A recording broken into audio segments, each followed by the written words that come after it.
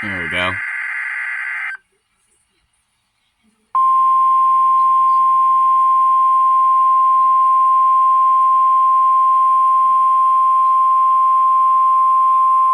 This is a test of the National Weather Service weather radio warning alarm for the WXL 51 listening area of Northwest Ohio.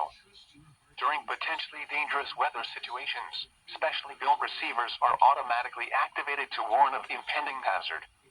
Tests of these receivers are normally conducted by the National Weather Service every Wednesday between 11 a.m. and noon. When there is a threat of, or existing severe weather, in the area, the test will be postponed until the following day. This ends the test of National Weather Service weather radio warning alarm.